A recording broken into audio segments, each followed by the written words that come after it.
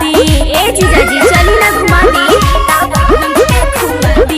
अशोक के मेला जीजा रावतगंज के घुमा दी।